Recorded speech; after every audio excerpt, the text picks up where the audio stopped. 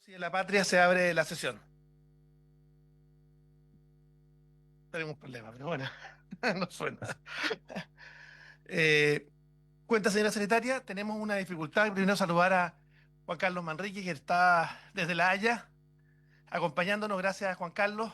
Gracias, presidente, a Tenemos que pedir usted. autorización en la sala para poder sesionar en paralelo. Y por eso quiero pedirles que por favor nos permitan suspender unos minutos simplemente para pedir autorización en la sala, si les parece. Se suspenda.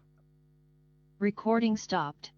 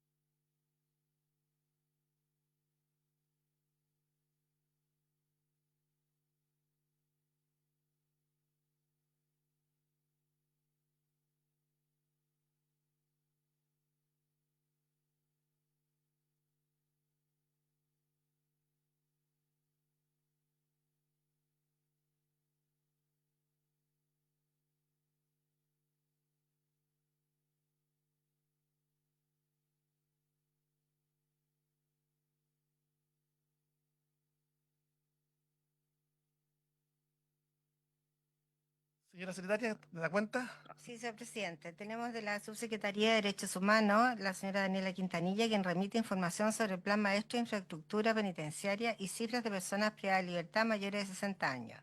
Muchas gracias, se agradece porque fue conforme al compromiso que habíamos suscrito en nuestra visita a Colina 1. Muchas gracias, subsecretaria. Y de la directora del Instituto Nacional de Derechos Humanos, señora Consuelo Contreras, quien reitera la solicitud de designación del consejero para el mencionado instituto. También una correspondencia de doña Alejandra Iglesias Rivera, en la que solicita se le rehabilite su nacionalidad perdida por necesidad de obtener pasaporte en Alemania. Eso hay que hacerlo mediante una ley, así que... Así es. Habría que elaborar, si es posible, que pida que remita los antecedentes para ver si podemos presentar una moción parlamentaria. Y finalmente el oficio de glosa 16 de conformidad con la ley de presupuesto del sector público del presente año de Gendarmería de Chile, que remite información del funcionamiento de cárceles concesionadas. Eso sería en materia de cuentas, señor presidente. Muchas gracias.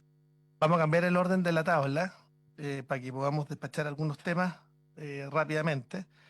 Respecto a las propuestas de consejeros del Instituto Nacional de Derechos Humanos, habían dos nombres, el del señor Jaime Aderapo y el señor Oscar Rojas.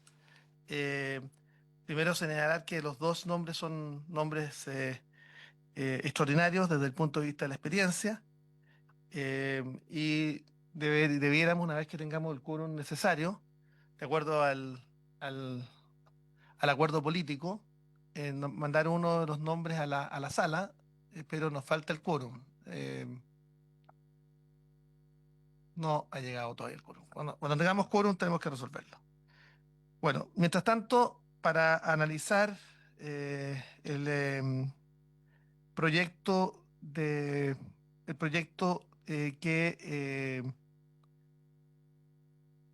regula la suspensión y cumplimiento alternativo de penas privativas de libertad para condenados que indica, boletín 17.370-17, está desde La Haya el abogado Juan Carlos Manrique. Quiero también agradecer al abogado señor Héctor Salazar, que hoy día nos acompaña. Muchas gracias, abogado, por acompañarnos. Y también nos acompaña Alejandro Karevich. Gracias por estar presente. Si le parece, para poder despachar rápidamente al abogado Manrique, lo escuchamos primero, abogado, si le parece. Muchas gracias, señor presidente, como usted diga. Y quiero además agradecerle por lo que está haciendo allá.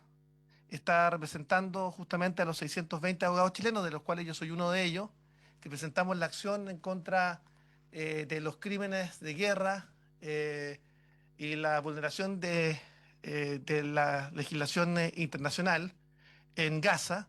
Está en la Corte Penal Internacional, así que queremos agradecerle por aquello.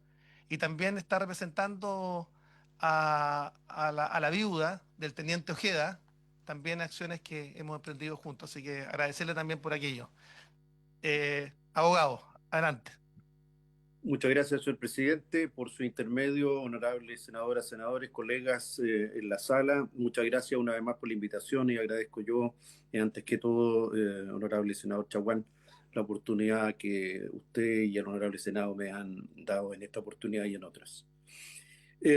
Abordo, sus señorías, la situación que involucra el boletín 17.370-17, dejando establecido que este tiene una relación de materia con el boletín 16.036-17, que se cita en la fundamentación y motivos de este nuevo boletín. Para entregar mi informe, señor presidente, por su intermedio y con su autorización, quiero referirme a dos grandes temas. En primer lugar, el boletín 17.370-17 mismo. En segundo lugar, abordar el informe al respecto presentado por la excelentísima Corte Suprema en sus conclusiones. Y por último, lo que dice relación con nuestra valoración desde el punto de vista del derecho penal doméstico interno, del derecho penal internacional, del derecho internacional de los derechos humanos y desde el derecho humanitario, así como también desde la doctrina, jurisprudencia y práctica más aceptada a nivel global en relación con la materia de que trata este boletín. En primer lugar, señor presidente, en relación con la valoración formal del boletín mismo, la exposición de motivos, sus objetivos, sus fundamentos, a su vez digamos, citas bastante profusas a doctrina nacional y extranjera, a sentencias de la excelentísima Corte Suprema, del Tribunal Constitucional, y sobre todo de la opinión también de los honorables senadores que presentan esta iniciativa de moción, se explica a nuestro juicio por sí sola. En ese contexto, debo decir en primer lugar que es extremadamente valorable de manera positiva el hecho que el proyecto que involucra esta Abogado, moción, disculpe, ¿sí? un segundo, simplemente para que tire el acuerdo, para que podamos prorrogar la sesión, para que las personas que han venido a exponer puedan hacerlo y podamos avanzar en el resto de los temas por 30 minutos. Adelante, abogado. Gracias, presidente. Como decía, en lo formal, particularmente es valorable que el objetivo general de este boletín sea favorecer a todo tipo de personas encarceladas o cumpliendo penas efectivas más allá del límite de etario y de condiciones de salud o personales que los artículos segundo, tercero y la modalidad de sustitución judicial del artículo cuarto del boletín propugnan. Eso, ante todo, debo decir, otorga un valor especial y adicional a este proyecto de ley que puede entonces valorarse como una ley genuina y no efectivamente como una solución tópica o particular que se escape de las características propias de una ley en cuanto a expresión de una voluntad soberana general. Eso es la primera valoración positiva que debo hacer.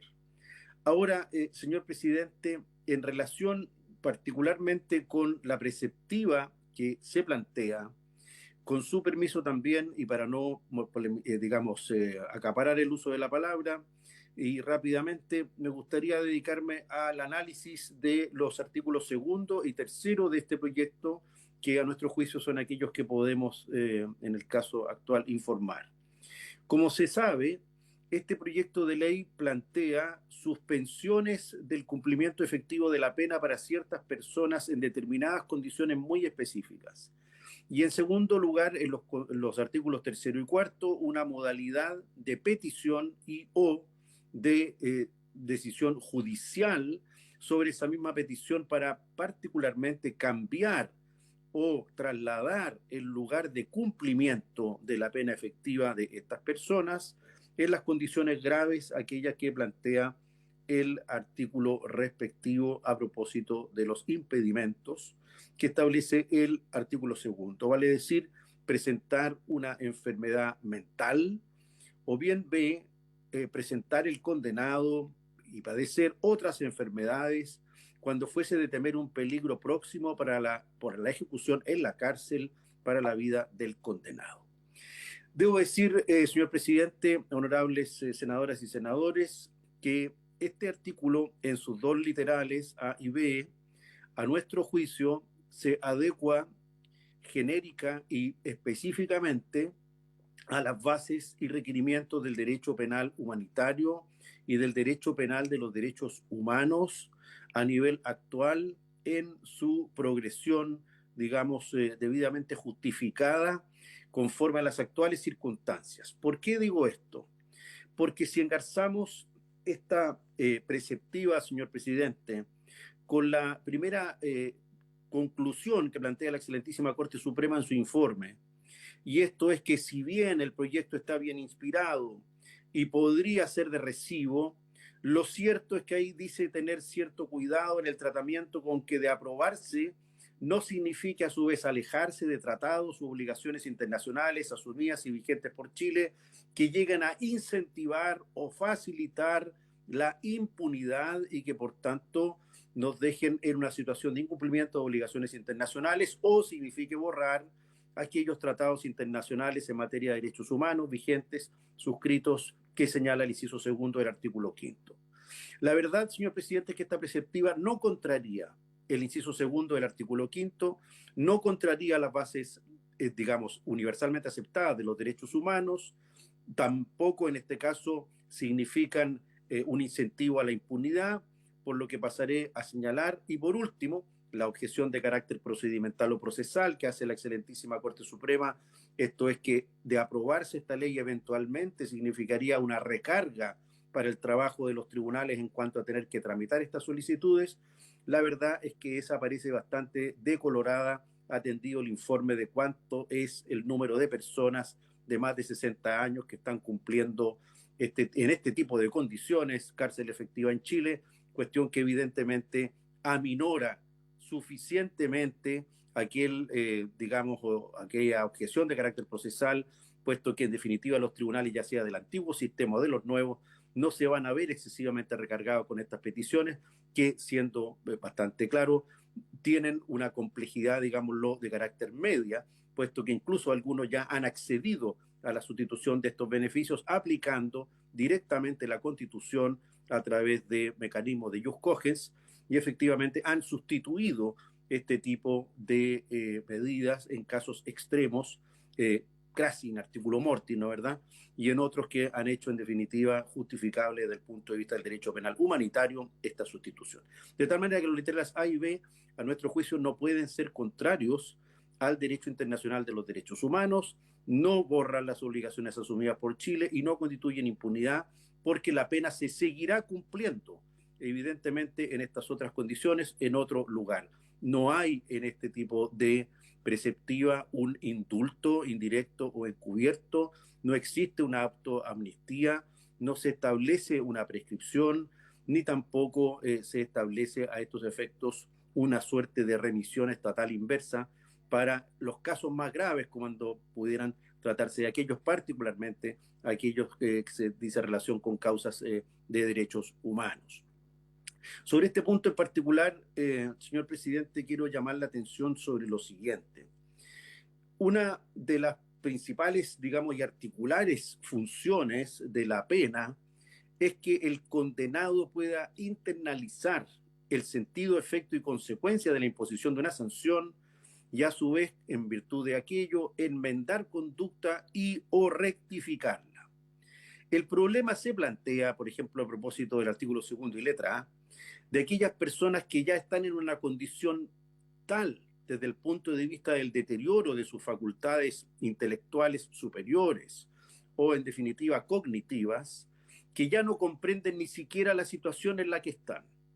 Desde el punto de vista de la ética, desde el punto de vista de la filosofía incluso moral, esa persona, si bien conserva los rasgos de humano y de rasgos de persona que ameritan y obligan a tratarlo con dignidad, no está en condiciones de comprender la situación de castigo y por tanto tampoco en condición de enmendar, rectificar conducta y menos volver a cometer un delito, porque evidentemente ha perdido toda capacidad, digamos, de racional, capacidad volitiva, capacidad decisional y por tanto no se encuentra en ninguna de las hipótesis de alguien que pudiera ser considerado culpable penalmente ante el evento que se estime que por la gravedad de los delitos que fue condenado pudiera eventualmente sobre los 60 años volver a cometer esas mismas conductas.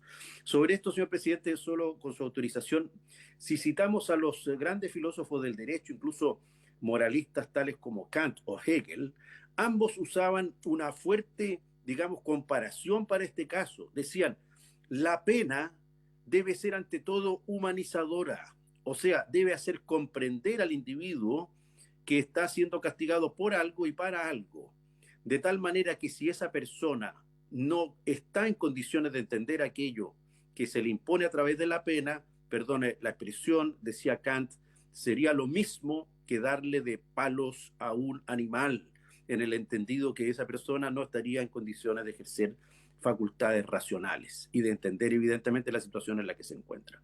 En consecuencia, la objeción que pudiera hacerse, para cerrar aquel punto, que las letras A y B del artículo 2 configurarían a su vez contraexcepciones a las obligaciones internacionales en materia del respeto a los derechos humanos, esto es no prescripción, etcétera, evidentemente no comparto esa objeción y por el contrario creo que esta preceptiva sí se adecua al estado actual de la materia. ¿Y por qué? Por dos argumentos. Primero, el establecimiento de penas indeterminadas, penas perpetuas o penas que no se va a conocer cuándo se van a terminar y en qué condiciones, han sido absolutamente proscritas por el derecho internacional humanitario y particularmente en Europa por un fallo ya conocido de la Corte Europea de Derechos Humanos, por ejemplo, al declarar inconstitucional la doctrina Parot, esto es, aquella que iba cada cierto tiempo recalculando la acumulación material de penas impuestas a los etarras en España y que superaba en muchos casos penas de más de 300 años,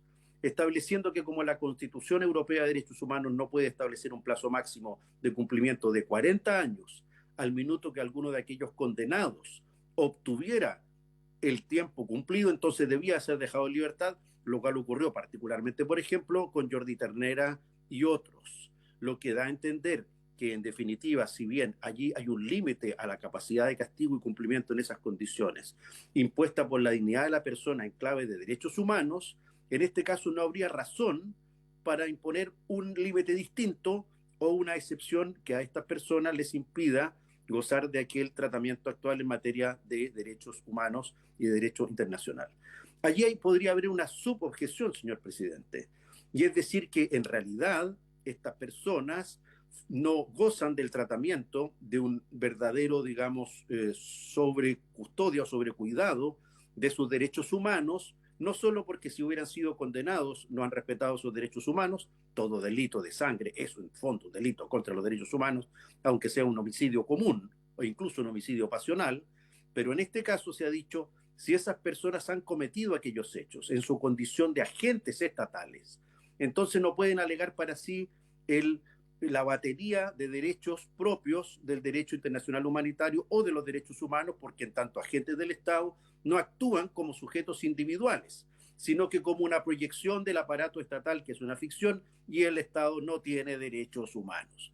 Lo cierto es que esa ficción argumental pierde toda fuerza porque estas personas actualmente, si es que eso fuera el caso, y en los casos de delitos comunes, más claro aún, no son agentes estatales y si se encuentran en la situación de demencia, en la situación de grave enfermedad, la posibilidad de volver a cometer estos hechos o la posibilidad de castigarlos en cuanto a agentes estatales, ambas están ausentes. Ya no son agentes estatales, no pueden volver a cometer delito.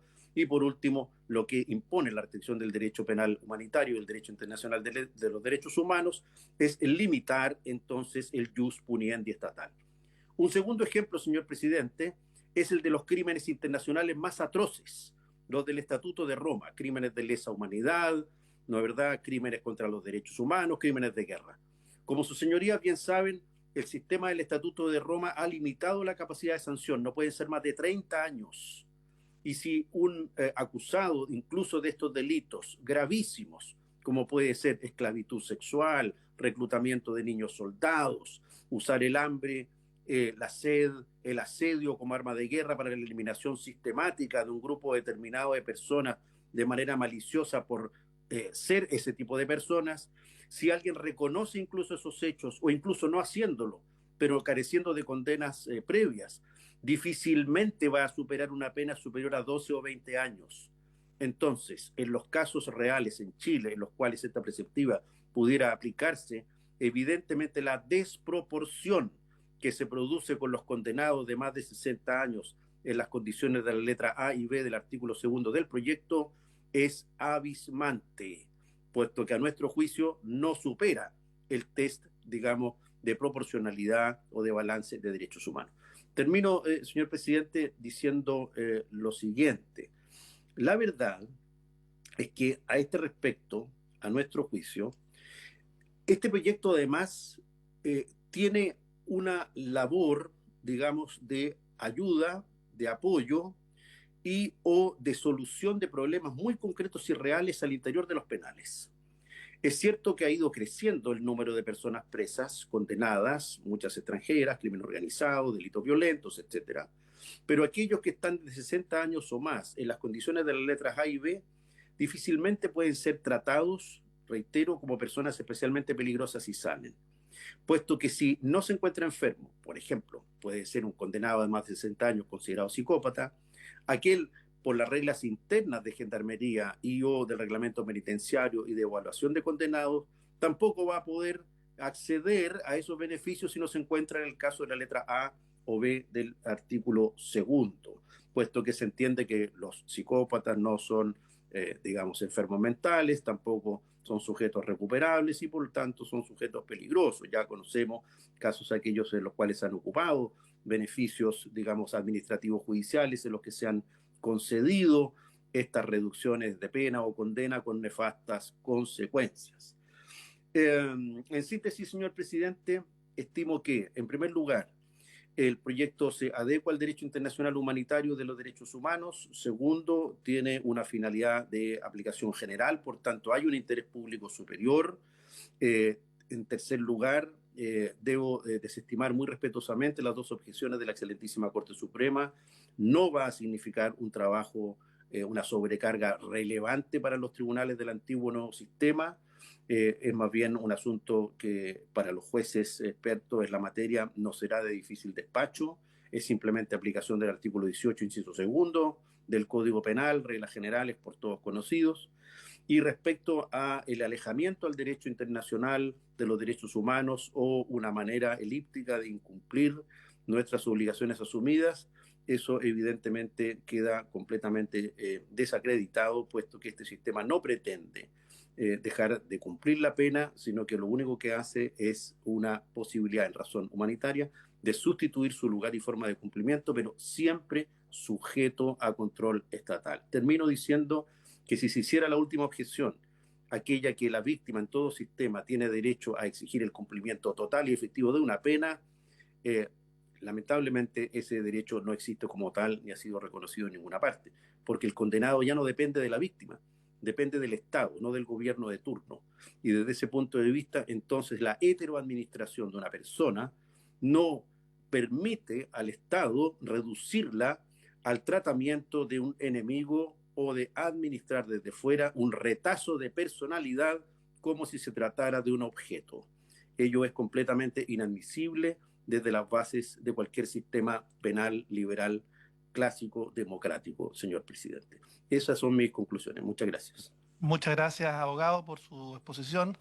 Lo liberamos, sabemos que estamos con una diferencia horaria importante en La Haya, así que le agradecemos por su disposición y si hay alguna pregunta, se la enviaremos o cuando esté en Chile lo invitaremos justamente a exponer. Muy gentil, muchas gracias, Gracias a abogado. usted, presidente. Hasta luego, Hasta luego, senadores. gracias, hasta luego, Gusto gracias. saludarlos a todos. Vale. Pedirle al abogado Héctor Salazar y también a don Alejandro Garevich que se puedan sentar a la mesa, pero voy a cambiar brevemente, adelante por favor, voy a cambiar brevemente el orden para poder despachar los temas que tenemos votación.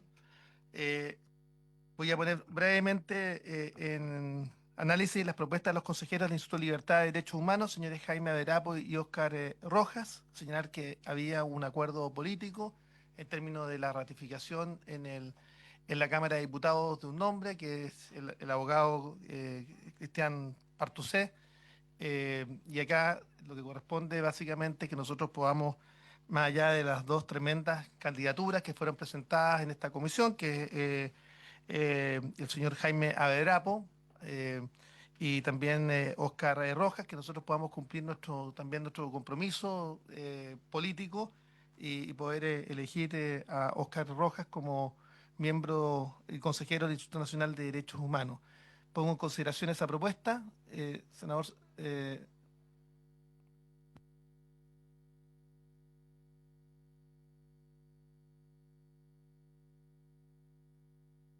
Senado.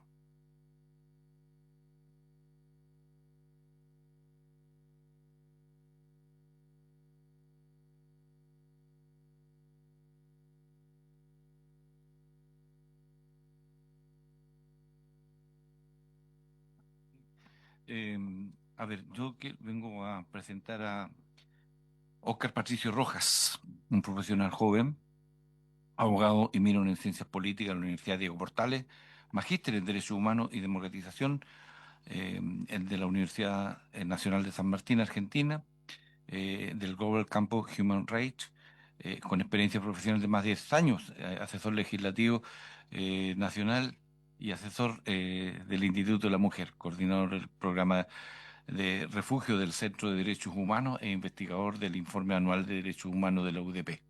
Experiencia académica de más de 10 años como profesor de la Clínica de Migrantes y Refugiados de la UDP y de distintos cursos referentes a derechos humanos, trabajo, migración, refugio e interculturalidad.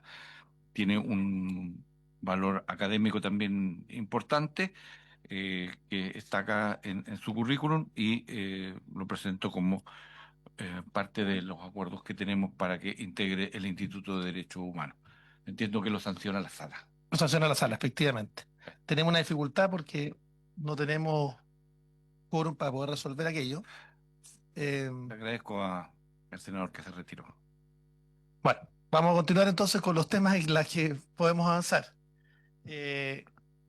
Por favor, le pido al abogado Héctor Salazar que pueda pronunciarse respecto del proyecto eh, de ley que hizo relación con el boletín 17.370-17 que regula la suspensión y cumplimiento alternativo de penas privativas de libertad para condenados que indica. Gracias, señor presidente. Gracias, abogado, también por su amabilidad. Estuvo presente también en la discusión anterior que tuvimos en esta comisión y gracias por estar hoy día presente también. Ya. Mire, yo escuché atentamente al colega Manrique y la formulación teórica que hace y el análisis del proyecto. Creo que me imaginé, perdonando la metáfora, que podía ser aplicable y aprobable en el país de nunca jamás. Porque este país tiene historia y junto con la historia tiene contextos en los cuales se legisla. ¿Mm? Y evidentemente ese contexto no ayuda a avanzar en este tema hoy en día. ¿Mm? Y ese contexto tiene una cosa muy inmediata y otra histórica. ¿Mm? La inmediata es que un proyecto de este tipo en una sociedad donde el problema principal que hoy día siente la ciudadanía es la de la seguridad y la delincuencia, la señal que se da con este proyecto a la delincuencia no ayuda a encarar ese problema que es urgente. Segundo, creo que todavía este país no ha logrado restañar esa grieta que nos dividió. Y desgraciadamente esa realidad también va a estar confrontada con este proyecto y le va a poner dificultades. Y nos va a llevar a lo mejor a una discusión que no quisiéramos.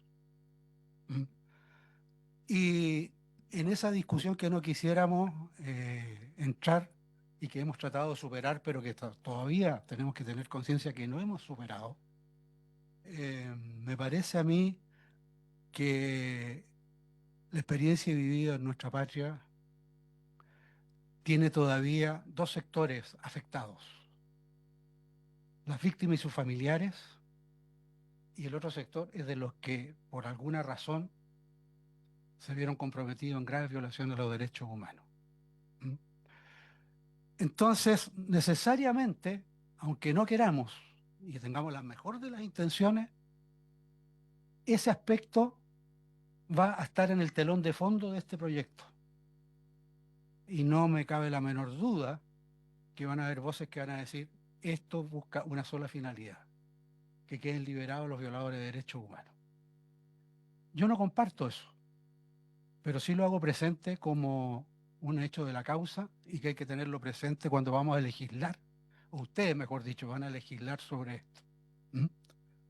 Y esto se lo digo ¿por qué? Porque hace 2 semanas yo fui a Colina 2. Fui invitado por una abogada que de alguna manera atiende jurídicamente a algunas de las personas que están condenadas por violación de los derechos humanos. Y ella me invitó para conociera yo la realidad de lo que ahí está ocurriendo con los presos, los condenados por violación a los derechos humanos. Y es muy difícil que yo pueda transmitir aquí con palabras mi experiencia de lo que pude constatar allí. ¿Mm? Que es feroz, es terrible. ¿Mm? Y eso es urgente, porque está muriendo gente. Y indudablemente que un proyecto de este tipo va a tener una larga tramitación y todos esos van a haber muerto entre medio.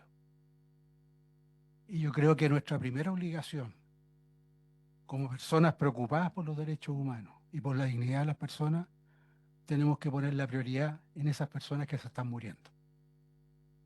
Y no hay respuesta, digamos, en el ordenamiento jurídico actual nuestro para encontrar una salida humanitaria para esas personas, salvo una sola, que es el indulto presidencial, que le conmute la pena por a lo mejor un arresto domiciliario.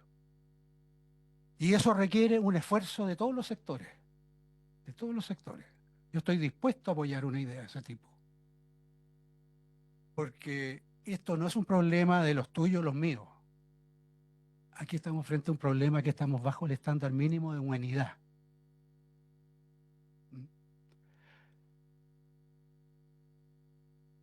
Sería muy bueno, y se lo propongo al señor presidente, que tomen la resolución de ir a verlos. ¿Estuvieron? Ya. Claro. Colina 1, perdón, sí. Y ver a aquellos miembros de las Fuerzas Armadas que en algún momento tuvieron poder, seguramente cometieron delitos y están todos condenados. Pero no se trata de discutir eso. Se trata de discutir la situación en que en este momento están. Y dar una respuesta. La ley esta, yo creo que tiene que mirar nuestra propia realidad. Y nuestra propia realidad, confrontada con esta ley, no hay institucionalidad ni organización que sea capaz de implementar en la práctica. Yo no sé, está bien que sea carácter general el tratamiento de las sustituciones de pena por otras alternativas dada cierta edad. Podrá discutirse o barajar bien los problemas de cuál es el rango de edad según sea la gravedad del delito, por ejemplo. Será materia de discusión, por ejemplo, ¿qué pasa? Quiero ponerlo con un ejemplo práctico. Si aprobaba esta ley, en enero sale en libertad Krasnov Marchenko, por ejemplo, este país va a entrar en llamas. ¿Qué quiero decir con esto? Quiero decir que junto con mirar la situación humanitaria de lo que está ocurriendo, no nos olvidemos también de las víctimas y sus familiares, que también a ellos les va a afectar, porque hay una herida pendiente todavía. Y por lo tanto, eso no quiere decir que no se haga nada, ¿no? Pero hay que ser muy transparente a lo mejor en lo que se va a hacer. Porque yo escuchando al colega, y no es por criticarlo, ¿no? La estructura de su argumentación a mí me parece absolutamente atendible, pero indudablemente que no va a ser creíble. Y por eso no nos ayuda. No nos ayuda. Hay otro aspecto que constaté que yo no lo había integrado todavía a la problemática esta de la gente que está condenada por violación de los derechos humanos. Hay un grupo adentro que se llama el grupo, y están organizados como tal, de los conscriptos, en donde indudablemente que la problemática es de otra naturaleza. Evidente que cometieron delitos, pero indudablemente que su responsabilidad con relación a esos delitos es de una magnitud menor a los mandos que los llevaron a cometer esos delitos. Sin embargo, están condenados a altas penas y por lo tanto ahí yo creo que hay un punto que revisar. Y también allí puede operar, no sé si un indulto general por ley, de rebaja de pena. Y por último, quiero resaltar algo que conversé con ellos muy profundamente y me encontré con muchos de ellos donde yo fui abogado querellante. Es decir, ayudé a que estén presos, donde están presos ahora. Y pudimos conversar en el plano humano. No se trataba de revisar lo que hicieron, ya se fueron juzgados y eso ya no se discute. Sino qué pasa con ellos. Y hay un sentimiento de ellos que a mí me preocupa, que se sienten profundamente abandonados por sus instituciones armadas. Profundamente abandonados. Y con un resentimiento hacia ellas. Y yo creo que también hay que pedirle a las Fuerzas Armadas ahí, que de alguna manera, no se me ocurre cómo, o asuman una responsabilidad política o social, histórica, lo que sea, y no los abandone, que los reconozca como los de ellos.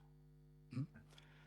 Yo tengo la idea de hablar con la gente de mi mundo, por así decirlo, en esta materia, para apoyar una idea de un indulto directo al presidente de la República que se puede tramitar muy rápido con los que se están muriendo.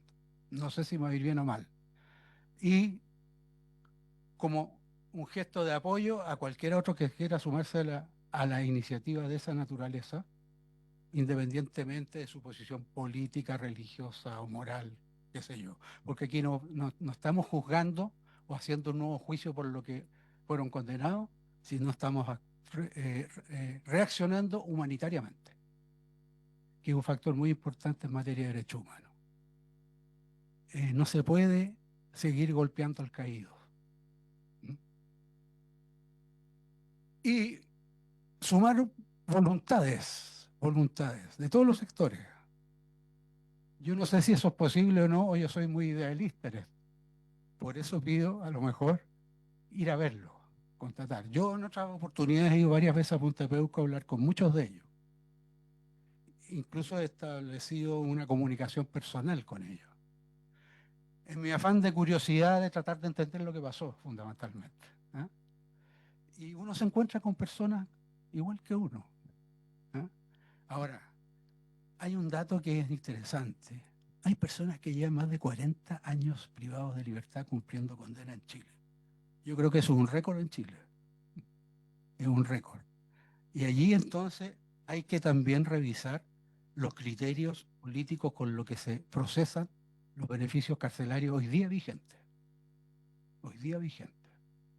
Porque tenemos, por así decirlo, ordenamiento jurídico para enfrentar el asunto, sin desentender que son crímenes de lesa humanidad en muchos casos, que son crímenes graves y que por lo tanto el tema de la responsabilidad o no responsabilidad ya no se discute, está establecida, sino que si su conducta en el penal cumple con los criterios que la organización de gendarmería tiene sobre estas materias, puedan acceder, igual que cualquier otro, a beneficios penitenciarios bajo los controles correspondientes. Hay otro asunto que también es importante respecto a la gente que está grave de salud. ¿Mm? Porque, como en este país la desconfianza es uno de los factores que está siempre presente, van a decir, ahí se va a hacer fraude. Buscar mecanismos para que efectivamente no quepa la menor duda frente a la opinión pública de que se trata de casos extraordinarios de personas que están ya en enfermedades terminales o que ya están fuera de la realidad porque están con graves enfermedades y por lo tanto, de ese punto de vista, ser creíbles en que efectivamente se está actuando humanitariamente. El presidente de la República tiene el instrumento. Si logramos juntar un grupo transversal que apoye eso, espero yo, o tengo la esperanza, que él va a actuar. Eso es todo. Gracias, abogado. Contarles que esto se enmarca dentro de un esfuerzo, eh, por lo menos del que habla, de poder conectar, y hace muchísimo tiempo, a víctimas y victimarios. Tuvimos la oportunidad justamente de- de hacer un encuentro de víctimas y victimarios, donde nos acompañó Tucapel Jiménez, nos acompañó la familia del general Prat, y nos acompañaron también los victimarios, o sea, la familia de los victimarios. Y a su vez tuvimos la oportunidad de, de ser acompañados por víctimas del mundo militar, que fueron objeto de atentados de terrorismo, y también familiares de sus victimarios, que también concurrieron. Y logramos, junto con la iglesia católica, la iglesia protestante, la iglesia evangélica, poder hacer actos de sanación. Nosotros creemos que tiene que haber justicia, que tiene que haber memoria, que nunca más se tiene que escribir con mayúscula, que no puede haber impunidad. Eso para nosotros es una piedra angular. Pero creemos que el país tiene que ir encontrando heridas, encontrando sanar esa herida. Y vuelvo a insistir, este proyecto no busca impunidad, no, busca cumplimientos alternativos a personas que están en especial condición, y particularmente a las personas que están en las condiciones que, como nosotros vimos en Colina 1, infringen incluso los tratados internacionales ratificados por Chile que se encuentran vigentes en materia de cumplimiento penitenciario de personas mayores. Eso es básicamente lo que está en discusión en ese proyecto. Eh, y, y por eso yo quiero valorar sus palabras, tal como fueron durante la tramitación del proyecto anterior en este proyecto. Contarles que junto con Tucapel Jiménez presentamos el primer proyecto en la Cámara de Diputados, juntos. Y luego presentamos otras 4 iniciativas, 2 han tenido trámite legislativo. Y lo que buscan es justamente ir encontrando un camino y allanando voluntades. Y yo recojo lo que usted ha planteado,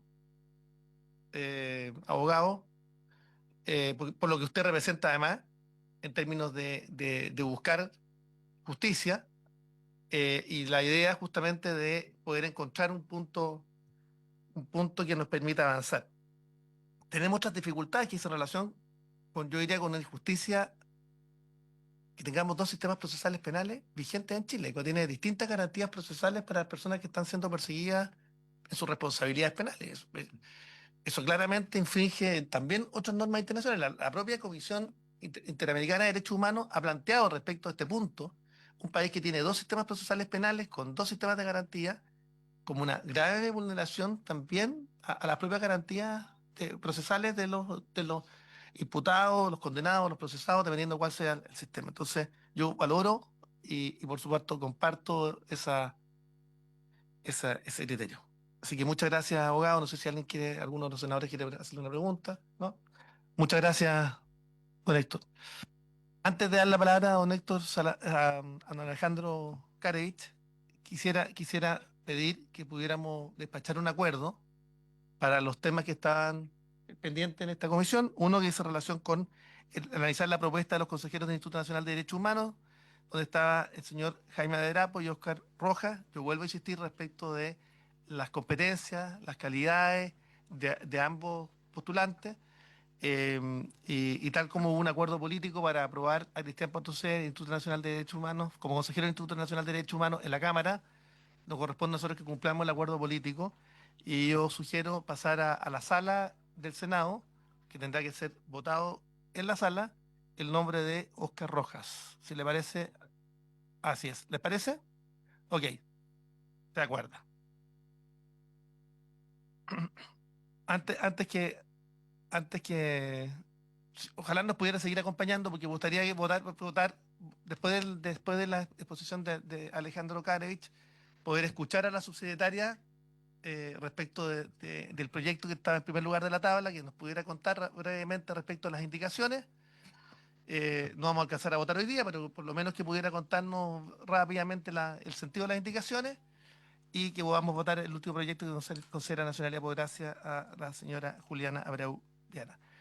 Entonces dejamos con la palabra a Alejandro Karevich, y luego seguimos con el cuarto. Ok, si le parece, bien, perfecto. Entonces subamos, si me permite. Ok, pongamos en votación el cuarto punto. El proyecto está en cuarto lugar en la tabla, que es en relación con la nacionalidad por gracia de la ciudadana brasileña, señora Juliana de Abreu Viana. ¿Podría dar cuenta brevemente, secretaria?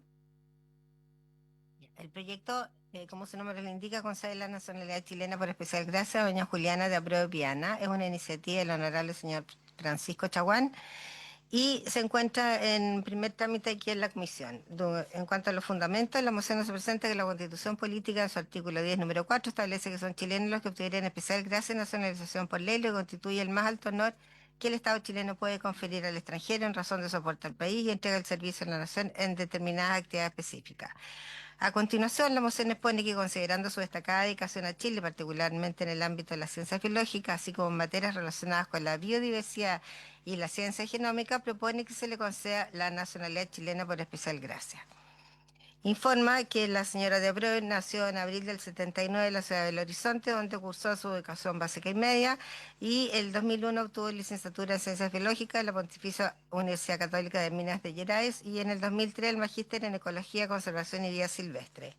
Posteriormente ingresa a nuestro país, donde residió un año con visa de residencia temporal antes de obtener la residencia definitiva, y contrajo matrimonio con el ciudadano chileno Gonzalo Medina, con quien tuvo 2 hijos nacidos en nuestro país. Entre el 2005 y 2010 trabajó como secretaria académica en la carrera de Medicina Veterinaria de la Universidad Andrés Bello y en el Departamento de Ecología y Biodiversidad de esa misma casa de estudio. En el 2010 ingresó como académica a la Pontificia Universidad Católica de Chile, año en que también alcanzó el grado de doctora en Ciencias Biológicas, mención en Ecología, y actualmente se desempeña como académica en dicha casa. Ha ejercido funciones como directora alterna del Instituto Milenio del Centro de Regulación del Genoma, investigadora principal del Instituto Milenio de Biodiversidad Antártica y Subantártica, e investigadora principal del Núcleo Milenio de Lili, e investigadora principal del proyecto Fontesit Regular.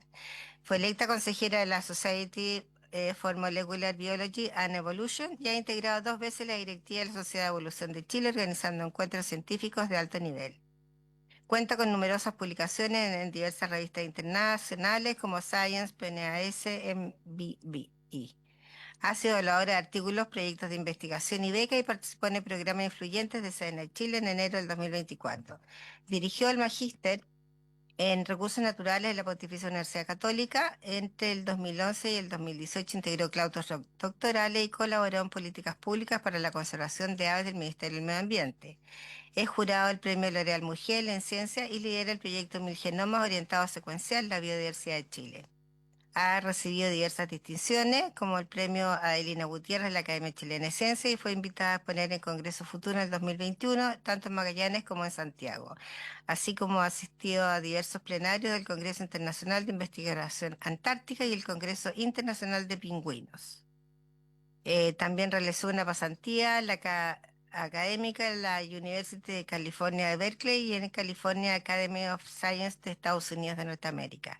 En atención a todos estos antecedentes, la moción estima que la significativa contribución realizada por la ciudadana brasileña Juliana de Abreu Viana en el ámbito de la enseñanza de las ciencias biológicas, biodiversidad y genómica, mediante una destacada trayectoria académica, sumado al profundo vínculo que ha establecido con Chile, país en el cual ha desarrollado su labor científica y formado su hogar, justifican otorgarle la nacionalidad chilena por especial gracia. En votación. Senador Saavedra, ¿cómo vota? Apruebo. Senador Van Rysselberghe. Señor presidente, A favor. queda aprobado por unanimidad.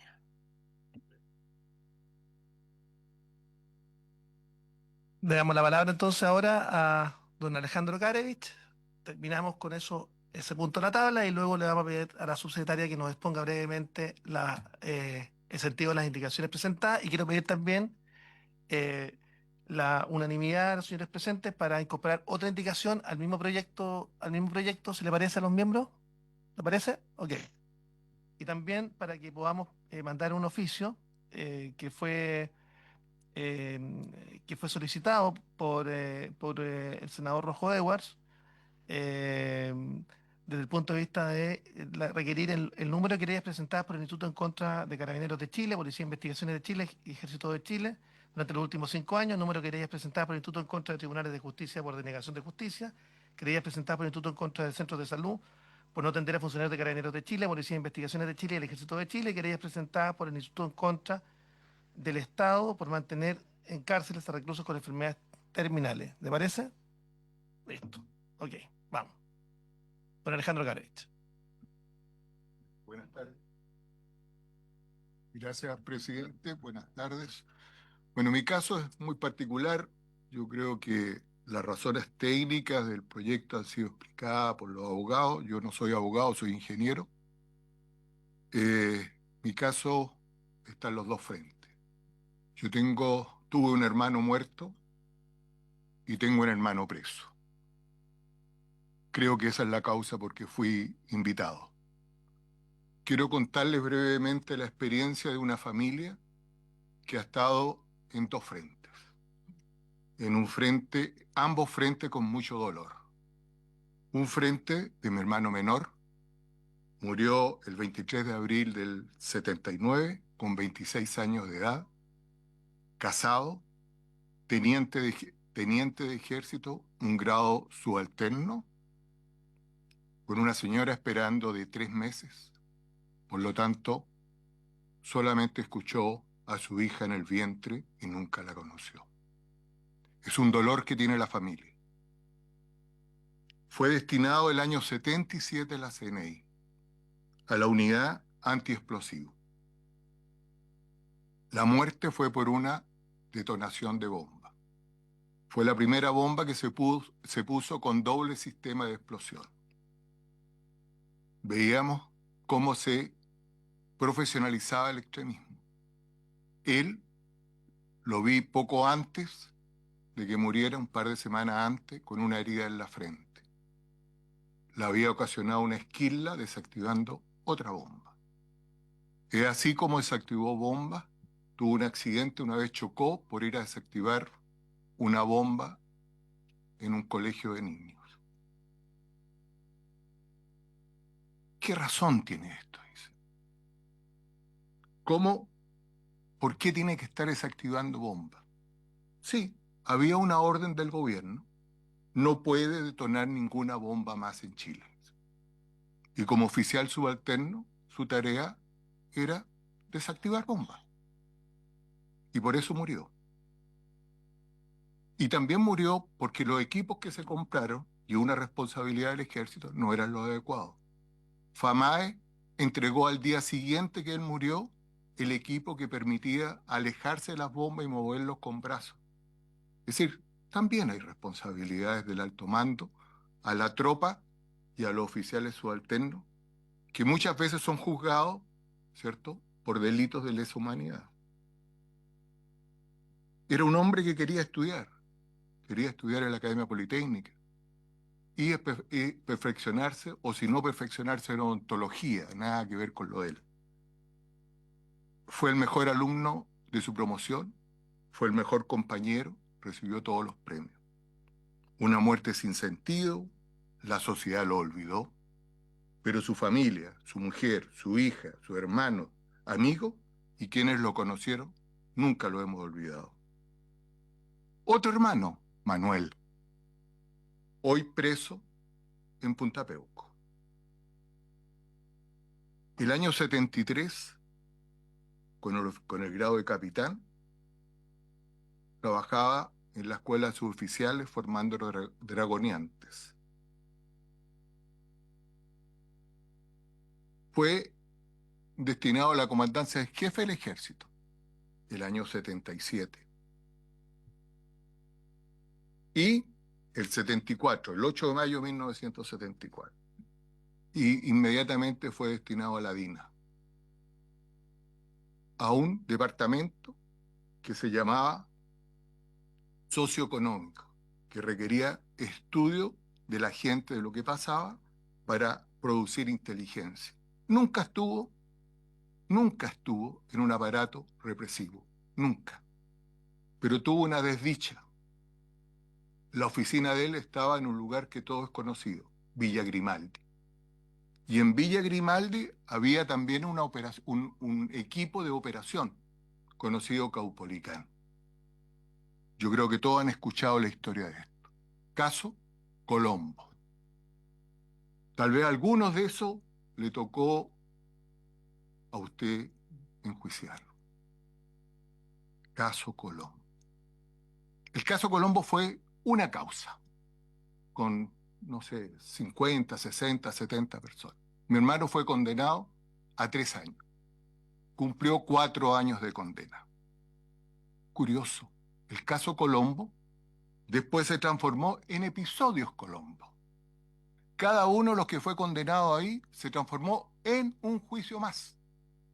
Y mi hermano ha tenido por esta causa 30 juicios, que ya no son Colombo, son episodios Colombo, de los cuales muchas de esas causas, 7 han sido absueltos y 23 han sido condenados, entre 3 años y 15 años. Curiosamente, lo mismo, son escritos con la misma estructura. Pero ¿qué pasa con esto? Una persona que se declara, y se lo digo absolutamente se declare inocente, y yo comparto con la opinión.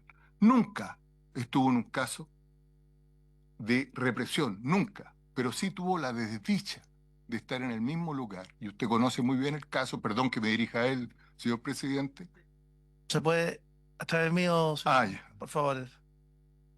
Es una desdicha haber estado en el mismo lugar físico. Pero es así. Manuel ha cumplido a la fecha 4 años de condena con firma, 11 años en reclusión y 2 años adicionales cumplidos con calificación sobresaliente por la Comisión de Beneficios. Es decir, tiene 17 años con las diferentes. ¿Qué pasó con esto? Todos los juicios son una sola causa, que se llama secuestro permanente, el coautor de secuestro. Tesis que fue el autor, el juez Alejandro Solís, que él mismo reconoció, ¿cierto?, que era una, ¿cómo se dice?, fantasía, no sé, un resquicio legal, que no existe eso. Mi hermano tiene todos los juicios, por la misma causa. Él ha tratado de conseguir unificación de pena, no se la otorga. Beneficio, no se la otorga. Entonces uno dice, el país tiene 2 sistemas judiciales. Uno que no da garantías penales, que es antiguo, que es obsoleto, y se le sigue aplicando a ello.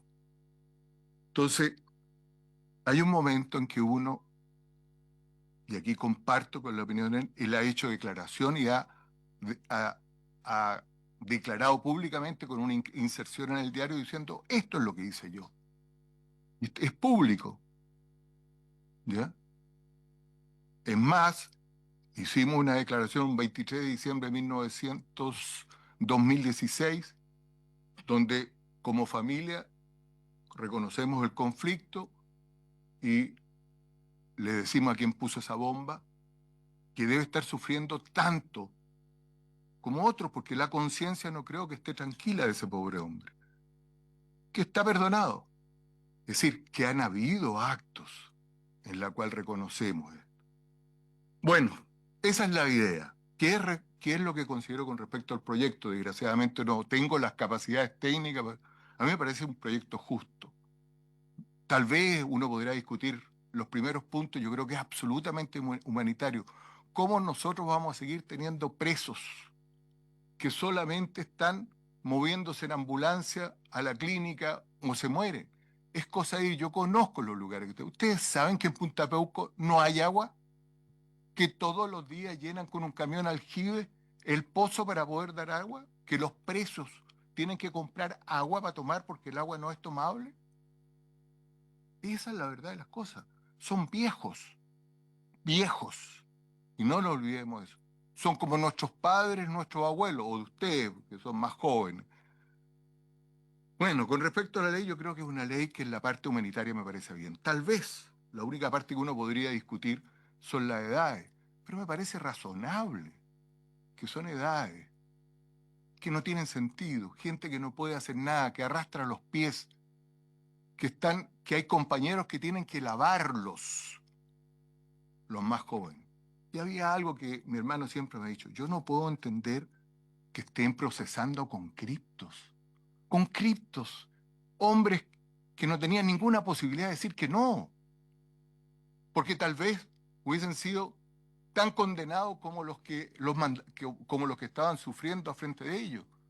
Pobre gente con 18 años que hoy día estén cumpliendo pena.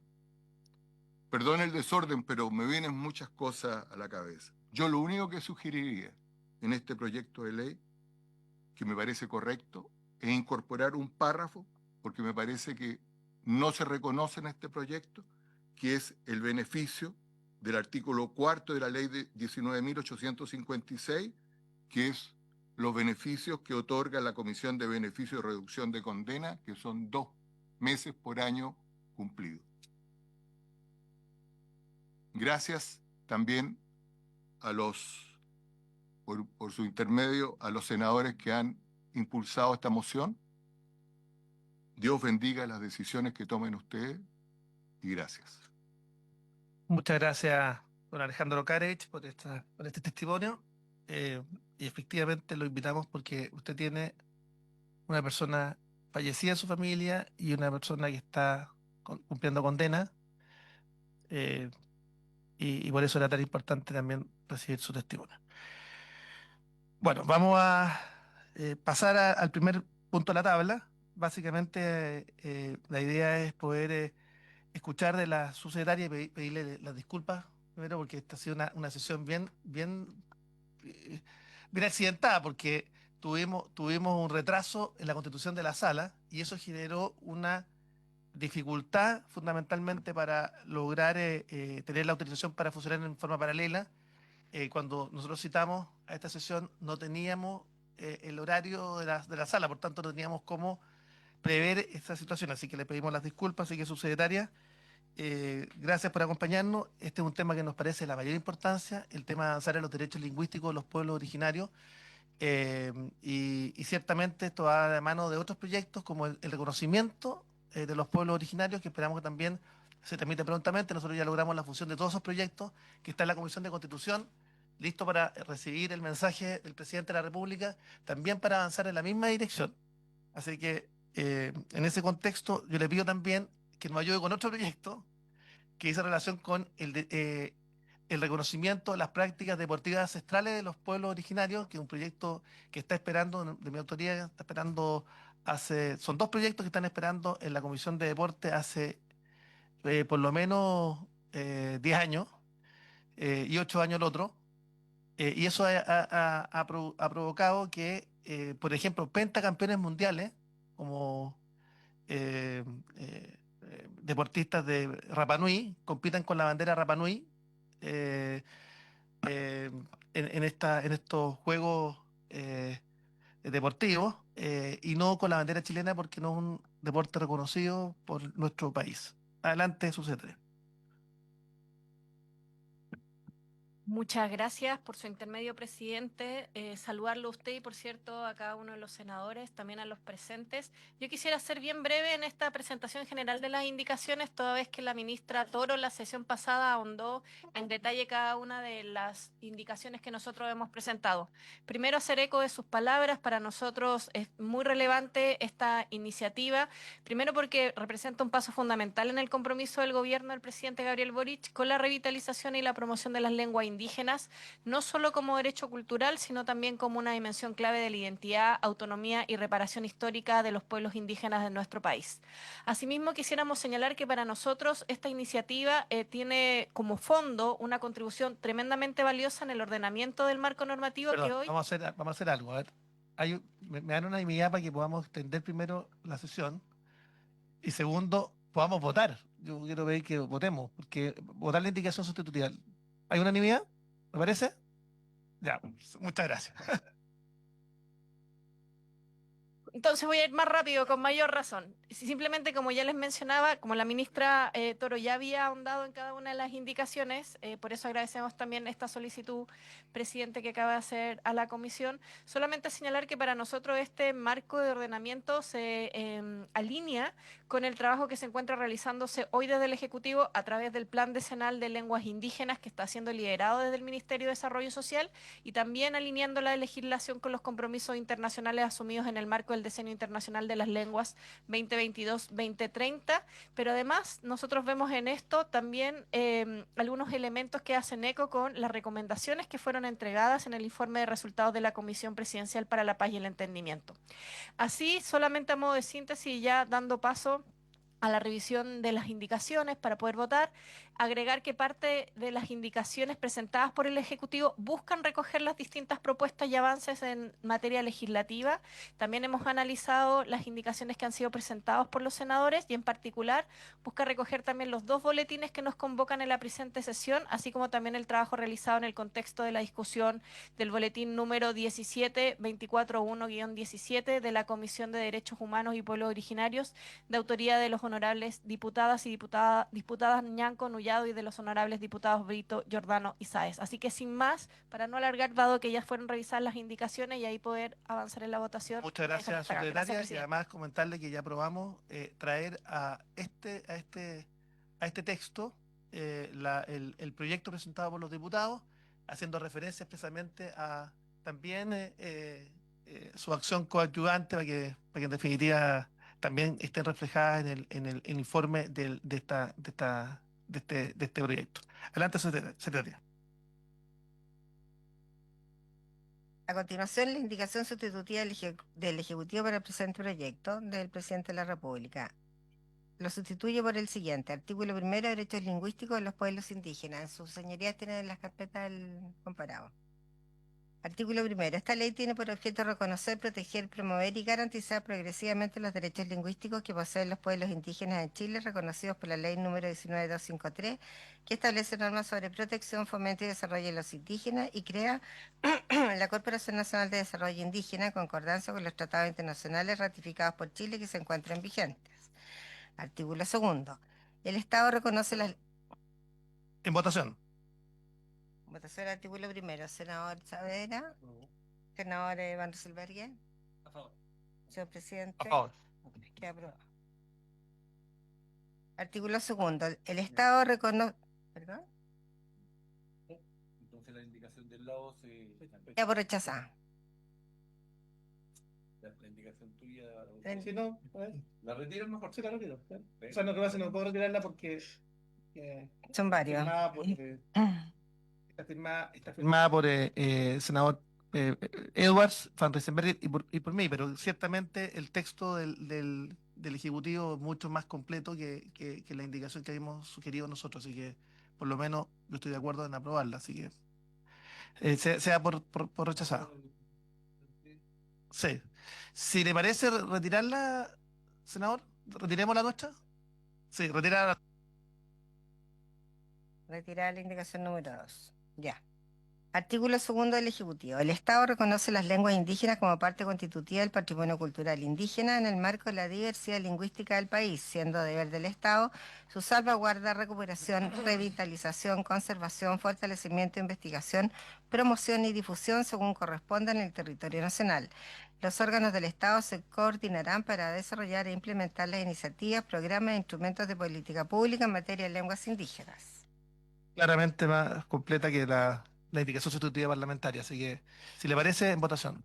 Senador Saavedra, senador Van Rysselberghe, senador favor. presidente, ya. 3-0. Artículo 3. Espérate, porque al lado hay otra indicación. Es que es la misma, Está bien. es bueno que ya retiran. Sí, miren el cariño. Retira todas las de los parlamentarios. Artículo 3. Son lenguas indígenas aquellas lenguas en uso o en desuso que forman parte del patrimonio cultural indígena de los pueblos reconocidos por la ley 19.253. En votación. Senador Saavedra, senador Van Rysselberghe, señor presidente, Por favor. aprobado. Retirar la parlamentaria. Artículo 4. Son derechos de los pueblos indígenas en el ámbito de esta ley. 1. Comunicarse en la lengua de la que es hablante en el ámbito público o privado de forma oral y o escrita en todas sus actividades sociales, económicas, políticas, culturales y religiosas. Los órganos del Estado deberán propender a la adopción de las medidas necesarias para asegurar la disponibilidad de servicios de interpretación u otras herramientas que faciliten dicha comunicación. 2. La no discriminación por el uso de las lenguas indígenas. Todo acto de discriminación arbitraria por el uso de las lenguas indígenas podrá ser denunciado de conformidad a la ley número 20.609 que establece medidas contra la discriminación. Y 3. El derecho de las personas indígenas a aprender, enseñar y recuperar a la lengua de sus ascendientes pertenecientes a un pueblo indígena. Perfecto. En votación. Senador Saavedra, senador Van Rysselberghe, señor presidente. Por favor. Capítulo 2. De la promoción y enseñanza de las lenguas indígenas. Artículo 5. El Estado reconoce la importancia de los procesos propios de revitalización de las lenguas de los pueblos indígenas. Las comunidades interesadas en iniciar procesos de revitalización lingüística podrán solicitar apoyo y asesoría a través de los mecanismos establecidos en el título 4 de la ley 19.253 y la ley 21.045 que crea el Ministerio de las Culturas, las Artes y el Patrimonio. En En votación. votación. Senador Saavedra. Senador Van Rysselberghe. A favor. Señor presidente. A favor. Aprobado por unanimidad. Artículo 6. La educación intercultural bilingüe se entiende como una forma de interculturalidad, no siendo esta la única forma de revitalización cultural con la cual cuentan los pueblos indígenas para el rescate, conservación, promoción y enseñanza de su cultura, cosmovisión y lengua. El Estado reconoce el derecho que tienen los pueblos indígenas a desarrollar y controlar sus instituciones educativas propias en el marco de la normativa vigente y en virtud de su propia comprensión y configuración del mundo. Asimismo, el Estado, a través del Ministerio de la Cultura, las Artes y el Patrimonio, el Ministerio de Desarrollo Social y Familia y la Corporación Nacional de Desarrollo Indígena, generará acciones de promoción para la iniciativa autogestionada por las propias organizaciones indígenas en la medida que éstas se adecúen a los principios normativos establecidos en la legislación correspondiente. Perfecto. Te pido, antes de someter la votación, hay una indicación que suscribimos hace unos minutos, que si bien no tiene, tiene inconstitucionalidad desde el punto de vista inadmisible, desde el punto de vista que excede las facultades nuestras, me gustaría que la pudiera leer para ver si podemos hacer algún ajuste de acuerdo con el Ejecutivo. Indicación de los honorables senadores Edward Chaguán y Van Rysselberghe. Para sustituir el artículo 6 por el siguiente. Artículo 6. La educación intercultural bilingüe se entiende como una forma de interculturalidad, no siendo esta la única forma de revitalización cultural con la cual cuentan los pueblos indígenas para el rescate, conservación, promoción y enseñanza de su cultura, cosmovisión y lengua. Igual. Ahora, el inciso segundo. El Estado no podrá oponerse a la creación de establecimientos educacionales subvencionados que desarrollen proyectos de educación intercultural bilingüe promovidos por personas pertenecientes a pueblos indígenas, siempre que estos se ajusten a los requisitos generales establecidos en la legislación educacional vigente. Asimismo, deberá facilitar su implementación mediante mecanismos de acompañamiento técnico y garantizar su acceso a financiamiento público en igualdad de condiciones, reconociendo el derecho de los pueblos indígenas a desarrollar modelos educativos propios pertinentes a su cultura, lengua y cosmovisión. Subsecretaria. Sí. A ver, senador Saavedra. Eso. Opine para que... No, es que tienen que pedir la admisibilidad de lo que están planteando, po. Es lo primero que habría que declarar. Secretaria, califique la admisibilidad. La indicación presentada por los senadores es inadmisible porque es Perfecto. materia de iniciativa. Subsecretaria, hay presidente. posibilidades de poder ajustar, si bien no en este proceso, porque la idea es poder despacharlo, si puede considerar lo presentado para los efectos de poder adjuntarlo como alguna indicación en el trámite legislativo posterior.